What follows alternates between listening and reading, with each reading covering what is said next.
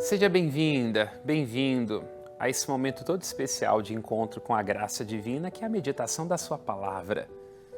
Precisamos da palavra do Senhor para que nossa vida seja orientada segundo este dizer de Deus, porque se somos nós os planejadores da nossa existência, o plano da vida de cada um de nós está estabelecido pela engenharia divina, pela sua arquitetura.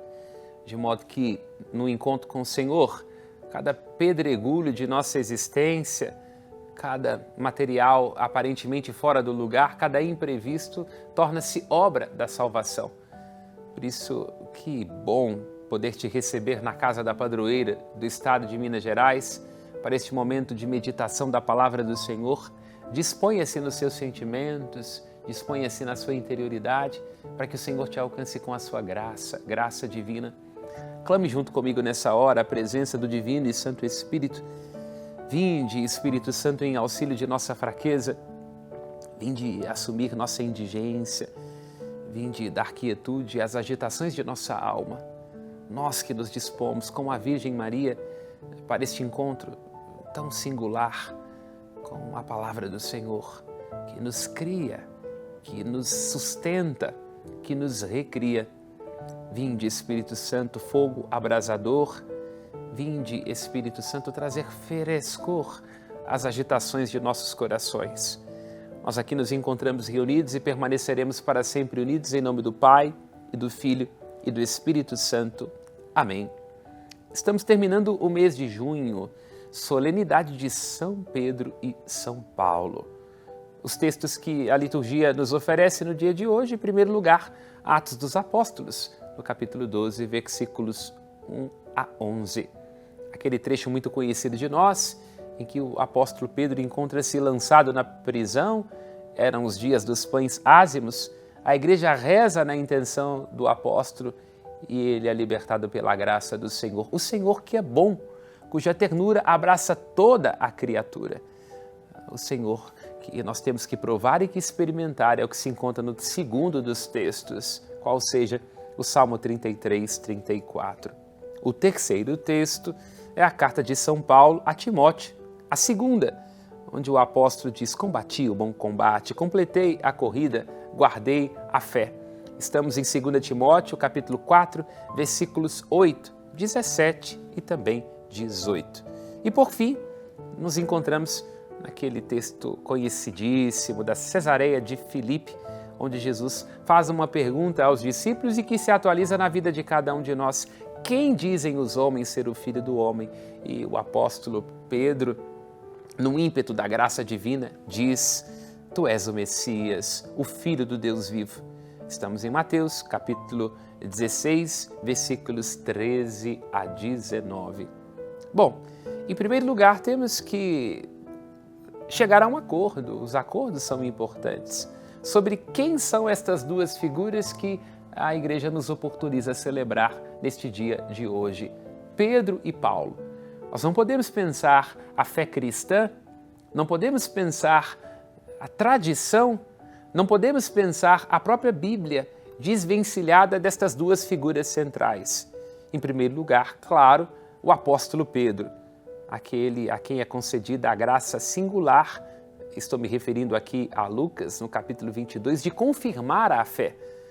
Ao que tudo indica, quando vemos os evangelhos, quando vemos os escritos do Novo Testamento, na medida em que percebemos o modo como a igreja vai se descobrindo na sua dimensão católica, desde a primeira hora, os primeiros séculos, que a figura do apóstolo Pedro é de grande proeminência. Não obstante nós possamos perceber que, ao longo do tempo, o papado vai se reinventando. Nenhum de nós tem dúvida de que há diferenças significativas no modo de se comportar de um Inocêncio III, de um Alexandre VI e de um Papa Francisco ou de um Papa Leão XIV. Nós percebemos que há uma estabilidade na missão profética que é dada ao apóstolo Pedro e àqueles que são seus sucessores. Claro, com muito respeito ecumênico, aqueles que dentro da família cristã têm outras tradições, outras perspectivas, nenhum de nós, olhando com sinceridade e atenção, verá algo que desminta ao longo da história da igreja a singular, repito, missão profética dos papas. Claro que nós podemos ser críticas sobre o modo com o qual isso se exerce ao longo da história da civilização ocidental, sobre as críticas que se possa tecer àqueles que, embora sentados na cátedra de Pedro, não se comportaram como pastores fiéis do rebanho que lhes foi confiado, na linha diversa daquilo que é indicado na própria carta do apóstolo Pedro, que é preciso cuidar das ovelhas não por torpe ganância, mas de coração generoso, não por coação, mas livremente, como modelos do rebanho que lhes foi confiado. Nós não podemos, não obstante historicamente haja as suas ambiguidades, perder de vista que a figura do apóstolo Pedro e dos sucessores de Pedro ao longo da história da igreja tem uma dimensão central para a fé cristã, porque Pedro deve confirmar na fé. A ele nós olhamos desde o início da igreja, está presente em Atos dos Apóstolos. Pensemos no concílio, reunião de Jerusalém, no capítulo 15, o quanto a palavra do apóstolo Pedro foi proeminente e o que nós vemos também que é sempre uma figura de destaque em todos os evangelhos.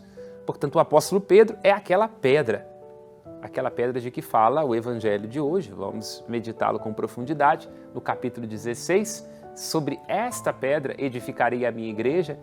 Pedro, sua confissão, aquela pedra sobre a qual se edifica a igreja, é aquele que deve confirmar a fé, referimos-nos a Lucas 22, e também aquele apresentado em João, no capítulo 21, líamos há alguns dias, durante o período da Páscoa, esse trecho, onde, interrogado pelo Cristo, curando a tríplice negação, o Cristo pergunta a Pedro, a Simão, filho de João, de Jonas, tu me amas mais do que estes? Sim, Senhor, tu sabes tudo, tu sabes que eu te amo. Então, apacenta as minhas ovelhas. Portanto, Pedro é aquele que deve apacentar a grande grei, o grande rebanho de Cristo. Portanto, figura proeminente, destacado, e o que nós compreendemos é que hoje Pedro, para nós, se chama Leão XIV, o nosso amado Papa. A figura do apóstolo Paulo, o apóstolo das gentes. Nós não podemos pensar a fé cristã, não podemos pensar o Novo Testamento desvencilhado desta figura. Porque se nós observamos bem, basicamente, o Novo Testamento é Evangelho ou cartas do apóstolo Paulo. As cartas que são este lugar privilegiado, onde o apóstolo Paulo aprofunda o sentido teológico do acontecimento da salvação, nosso Senhor Jesus Cristo, o seu mistério, dando indicações, inspirações, aprofundamentos, respostas muito concretas às comunidades por onde ele passa. Portanto, tudo que nós temos de mais fino na teologia, tanto do Novo Testamento quanto o que vai se desenvolver posteriormente na igreja, é muito devedor da articulação que o apóstolo Paulo faz em sua finíssima teologia. E é ao apóstolo Paulo que nós, enquanto cristãos, devemos propriamente esta expansão da igreja, porque é a partir das suas viagens, a partir da sua teologia, a partir da coragem do seu anúncio, que se percebeu concretamente que o cristianismo não deveria estar circunscrito apenas aos judeus, àquele contexto dos prosélitos, ou seja, dos simpatizantes, mas deveria estender-se a todos os confins do mundo. Pensemos que o apóstolo Paulo, em suas viagens, chega até onde nós hoje entenderíamos como territórios da Espanha. Portanto, é alguém que anda, vai à totalidade, poderíamos dizer, daquele mundo greco-romano conhecido. O apóstolo Paulo que vê a si mesmo como o menor dos apóstolos, mas ao mesmo tempo também como aquele que faz parte do grupo dos mega-apóstolos. Ele vai dizer na carta aos Coríntios, capítulo 15, versículo 10, que ele trabalhou mais do que todos os outros. E de fato é verdade, não só do ponto de vista de que foi aquele que mais andou em todas as suas viagens apostólicas, do ponto de vista de que foi aquele que mais se derramou no seu ministério na busca por conduzir o evangelho, transmitir o evangelho da graça às comunidades por onde passou, e do ponto de vista também do seu incansável zelo, é claro, naquilo que ele faz, nos caminhos por onde passa, em toda a sua determinação. O apóstolo Paulo, que na consciência de que trabalhou mais do que os outros, vai dizer nesta mesma carta aos Coríntios, capítulo 15, versículo 10, que não eu, mas a graça de Deus. A graça tem um lugar privilegiado na vida do apóstolo Paulo. Portanto, essas figuras são proeminentes na igreja nascente e figuram como as duas colunas, as duas estacas sobre as quais se apoia o edifício da igreja. Tanto que ainda hoje, não é, quando os bispos vão na visita ad limina apostolorum, aquela visita que de tempo em tempo eles têm que fazer ao Santo Padre, se fala que essa visita é a visita à Sé Apostólica, aos túmulos do apóstolo Pedro e Paulo, pela grande importância desde a primeira hora da fé cristã. E aqui nós vemos, como disse, em Atos dos Apóstolos, o primeiro dos textos, no capítulo 2, destaquemos, não é, nessa Lectio Divina, o que se diz no versículo 5 desta liturgia escolhida para cada um de nós, onde se diz, versículo 5, enquanto Pedro era mantido na prisão, a igreja rezava continuamente a Deus por ele. A oração é o respiro da alma. Na oração nós temos a certeza de que talvez nem tudo aconteça como nós planejamos, mas que o Senhor Deus está preparando o melhor.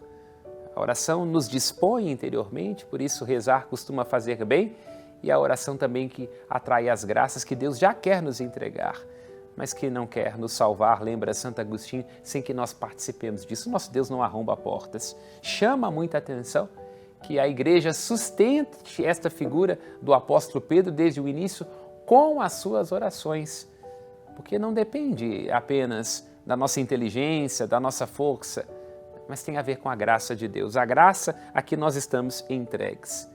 Então, guardemos e prestemos atenção nisso, que enquanto Pedro está acorrentado, não está o Evangelho, como vai dizer o próprio apóstolo Paulo, eu estou acorrentado, mas não o Evangelho, e ao mesmo tempo também ele é mantido na prisão, mas sustentado pela igreja que rezava continuamente por ele. Precisamos recuperar o dom da oração. Nestes tempos de muitas ansiedades, em que cada um de nós se vê como empreendedor de si, que sempre está fazendo coisas, não podemos nos esquecer desta grande graça, desta grande preciosidade que é ter a nossa vida em sintonia com a graça de Deus. Não só para que Deus nos entregue aquilo de que desejamos, mas que nos sustente com aquilo de que necessitamos. E é claro que esta primeira leitura é ecoada pelo Salmo 33, 34, onde se diz que o Senhor vem acampar ao redor daqueles que o temem, o Salmo salva. Provai e vede quão suave é o Senhor, feliz de quem nele encontra o seu refúgio. Poderíamos nós nos perguntar onde tem estado o respiro e o refúgio da nossa existência. Que espaço temos tido para essa vida interior, para essa contemplação? Aquele lugar onde, através da fé, nós conseguimos compreender as coisas não segundo a nossa perspectiva, que é tão limitada, mas segundo aquela perspectiva que nos abre a fé e a graça de Deus.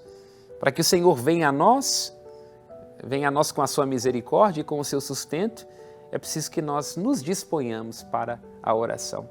Por isso, não negligencie em sua vida estes momentos de oração, estes momentos de intimidade, estes momentos onde você permite que a graça de Deus te devolva a si. A igreja está nos dando esse indicativo, que diante dos momentos de tribulação e de sofrimento, nós não podemos desistir da oração.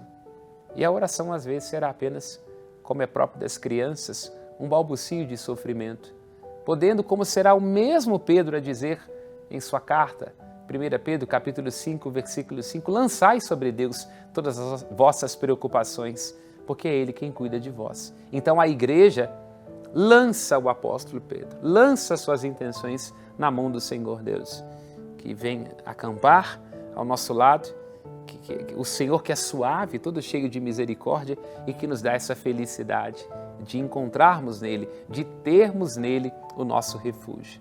É preciso engrandecer ao Senhor. Todas as vezes que nós o buscamos, Ele nos ouve e de todos os temores nos livra.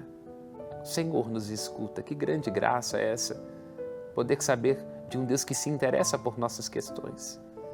E esta, poderíamos dizer, é a grande prova do amor. A maior constatação de que alguém nos ama é de que nos entrega os seus ouvidos, porque as outras coisas nós podemos entregar. Nossos presentes, nossos elogios, nossa palavra, quando estamos apaixonados, mas entregar ao outro o ouvido, deixar-se envolver pelas suas causas, é, pois, um grande sinal do amor. É assim que Deus te ama, me ama e nos ama, prestando ouvido a nossas orações. Do coração atribulado, diz o Salmo, está perto o Senhor para confortar os de espírito abatido. Doravante, não esqueça de rezar-se assim, com esta consciência de que a menor distância entre o céu e a terra é uma alma que suspira por Deus e pela sua graça. A oração é suspiro. Na segunda leitura, o apóstolo Paulo, segunda carta de Paulo a Timóteo, seu caríssimo filho, ele diz: caríssimo, quanto a mim, já estou para ser derramado em libação, em sacrifício. Aproxima-se o momento de minha partida. Que tranquilidade é essa do apóstolo Paulo. Saber que a vida não lhe deve nada. Estar ele pronto para ser derramado em libação, não é? Aquela quantidade de vinho que é derramada sobre o sacrifício para dizer da sua entrega final, ou seja, uma vida toda consumida, toda entregue ao Senhor. Temos que prestar atenção naquilo pelo qual nos consumimos. A semelhança de uma vela que vai se consumindo para fazer-se luz, cada um de nós deve consumir-se num propósito. Porque quando a vida tem propósito, a gente suporta qualquer como. Quem tem por que viver, suporta qualquer como. Vai lembrar Friedrich Nietzsche, que não gostava muito do apóstolo Paulo, mas a gente, porque é bastante animadinho, não se constrange de citá-lo nesta hora, numa apropriação selvagem. Combati o bom combate, completei a corrida e guardei a fé. Não um combate, qualquer combate. A vida de cada um de nós é uma luta, mas combate, o bom combate, que diz respeito àquela corrida em direção ao Cristo, e ele, o apóstolo Paulo, se vê como um guardião da fé. Não guardião no sentido aqui de que recolhe doutrinas e ensinamentos que são discursos belos ou artigos, mas do ponto de vista de alguém que tem a própria existência como um tesouro da fé e, portanto, por ter se preservado de perder-se da fé, está preparado para ir ao encontro do justo juiz, recebendo a coroa da justiça que lhe será concedida naquele dia. E que todos nós esperamos, lembra o apóstolo Paulo, porque confiamos no seu amor. É muito bonito poder viver num estado profundo de confiança da graça divina e poder saber que a vida de cada um de nós, em suas contradições, em seus encontros e desencontros, no seu rasgar e no seu remendar-se, está sendo conduzida na direção do Senhor, que é quem nos dará a verdadeira recompensa. O Senhor esteve ao meu lado, Ele que me deu força e fez com que a mensagem fosse anunciada por mim integralmente. Aquela nota característica dos Atos dos Apóstolos e também da vida do apóstolo Paulo, que é perceber a própria vida como sendo aquele lugar onde o Senhor faz o seu anúncio. Ela foi anunciada e por isso foi liberto. O apóstolo insiste nisso, que em sua vida, mesmo diante das dificuldades e das prisões, o apóstolo Paulo, assim como aconteceu com o apóstolo Pedro, é o Senhor que concede liberdade. Pense nisso, hein? É o Senhor quem sustenta a nossa vida e é o Senhor quem nos liberta. É para a liberdade que Cristo nos libertou, para lembrar o apóstolo Paulo na carta aos Gálatas. Medite, minha irmã, meu irmão, sobre aquilo que em sua vida tem sido prisão. Às vezes nós mesmos nos prendemos em nossos afetos, em nossos ressentimentos, nas mentiras que contamos para nós mesmos. É preciso deixar que o Senhor seja em nossa vida a fonte da libertação. A libertação que Ele nos trouxe mediante o seu sacrifício de cruz. Libertação, inclusive, de nós mesmos, porque nós, às vezes, criamos as principais e piores prisões. É muito bonito ver isso no apóstolo Paulo. Ele, com seu jeito muito colérico, muito decidido, ia continuamente fazendo as comunidades, às vezes até com uma fala um pouco mais firme, convencer-se disso, que na medida em que nós nos encontramos com o Cristo, não é possível retroceder às nossas próprias prisões ou às prisões em que nos colocaram. Porque um indício de quem se encontrou com o Cristo, um indicativo disso é a liberdade. Liberdade diante da lei, liberdade diante da própria paixão, liberdade diante dos próprios vícios, já que o autodomínio, vai lembrar o apóstolo na carta aos Gálatas, é um fruto do Espírito Santo. Liberdade, inclusive, do medo. Medo de não sermos nós amados, de não sermos encontrados por aquilo que dá sentido à nossa existência. E é o apóstolo quem vai dizer, na mesma segunda a Timóteo, versículo 16, eu sei em quem tenho crido. Em quem nós cremos? Onde se encontra a razão de nossa existência? Onde nós buscamos nos libertar? Porque porque às vezes buscamos nos libertar em coisas que nos fazem pouco a pouco, com passos largos, cada vez mais escravos. O apóstolo sabe que não será confundido, porque colocou em Deus a sua esperança e é livre pela graça dele. No Evangelho, capítulo 16, citamos mais uma vez o Cristo, nessa sua função de mestre própria do Evangelho de Mateus, vai ensinando os seus discípulos e faz uma pergunta. Jesus gostava de fazer perguntas para que cada um pudesse testar as próprias convicções. Quem dizem os homens ser o Filho do Homem? Essa é uma pergunta fundamental, porque em todo relacionamento é preciso que a gente conheça pouco a pouco aquele com quem nós nos relacionamos. Conhecemos o Cristo apenas de boca, de ouvir falar, ou experimentamos de fato um encontro com Ele?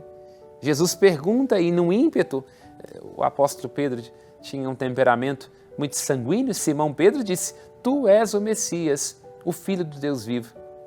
Messias, ou seja, o Cristo na perspectiva grega, aquele que é ungido, o Filho de Deus. E Jesus responde, versículo 17 do Evangelho: Feliz és tu, Simão, filho de Jonas, porque não foi um ser humano que te revelou isso, mas o Pai que está nos céus.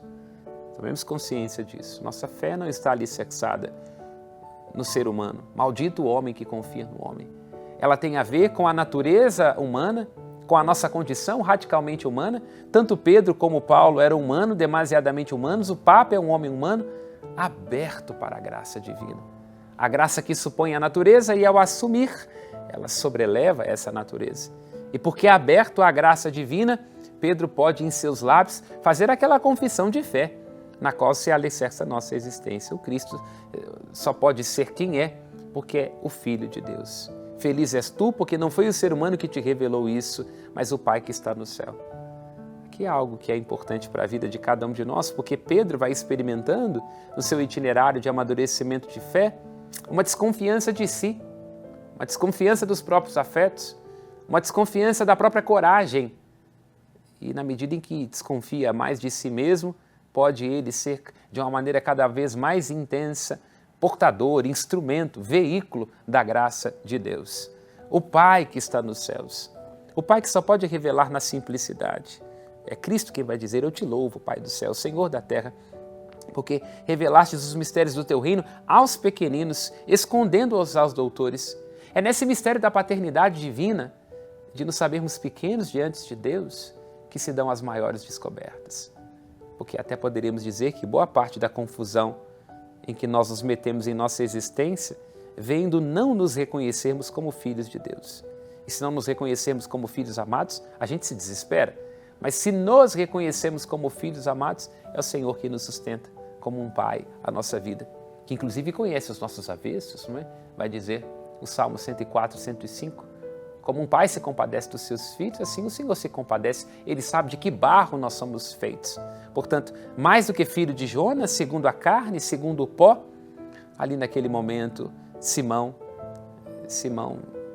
dá a conhecer esta filiação divina de quem se deixa seduzir e conduzir pela palavra de Deus e pode tornar-se um espelho translúcido da revelação divina. Que Deus se revele também em nossa existência e que nessa revelação se encontre a firmeza daquilo em que nós cremos. Por isso eu te digo, tu és Pedro, e sobre esta pedra construirei a minha igreja. É com base nisso que a igreja compreende e celebra essa solenidade, na compreensão de que Simão Pedro, por graça divina, Pedro torna-se esta rocha na qual se alicerça tudo aquilo que cremos, essa garantia. Mas poderíamos pensar, por que a fé precisa de atravessadores? Porque nenhum de nós conviveu com Cristo, nenhum de nós é testemunha do Cristo. E porque a gente poderia ficar com a ilusão de que aquilo em que cremos não pode ser testificado. Portanto, os apóstolos, particularmente o apóstolo Pedro, testificam aquilo em que cremos. O fundamento da nossa fé é apostólico e o próprio Cristo é a pedra angular.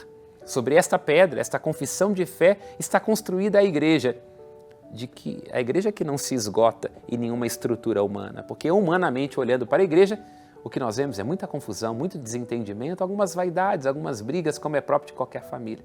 Mas do ponto de vista espiritual, não olhando os nossos pecados, mas a fé que anima e que sustenta a igreja, nós podemos ver um grande mistério onde o Senhor se revela.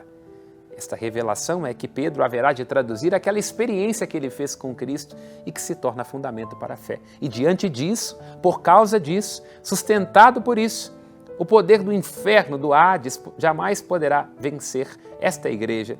Esta igreja é a esposa de Cristo e concedida as chaves do reino dos céus. Estas chaves que são ícones, não é? Muito associados ao apóstolo Pedro. Costumamos dizer que Pedro tem as chaves dos céus. Às vezes representamos uma chave dourada, uma chave prata, indicando a orientação, a firmeza, a lucidez do ponto de vista das questões espirituais, a chave dourada, e também das questões temporais, por isso a chave prata, que se encontra inclusive no brasão de todo o Santo Padre, para dizer desta missão belíssima da igreja de ligar ao céu e de desligar na perspectiva de dar um indicativo daquilo que nós não podemos fazer porque nos afasta de Deus e de sua graça. Meu irmão, minha irmã, nos seja concedido muita confiança nesta missão profética do apóstolo Pedro, o apóstolo Paulo, que cada um de nós possa deixar que o Espírito Santo faça arder em nosso coração essa consciência de uma vocação em que cada um de nós é até o fim aberto à graça divina, um anunciador desta revelação que tem como fundamento os próprios apóstolos e o Cristo como pedra angular. Louvado seja nosso Senhor Jesus Cristo, para sempre seja louvado. Que bom te receber na casa da Mãe Padroeira. Muito obrigado pela sua contribuição, membro e membro da família dos devotos da Mãe Piedade, pela poderosa intercessão dela, Senhora da Piedade, Santa Maria Madalena, Apóstola dos Apóstolos. A bênção do Deus Todo-Poderoso, Pai, Filho e Espírito Santo, desça sobre vós e permaneça para sempre. Ânimo, porque todo sofrimento é passageiro. Coragem, a recompensa será a vida eterna. Ide em paz, que o Senhor sempre vos acompanhe. Graças a Deus.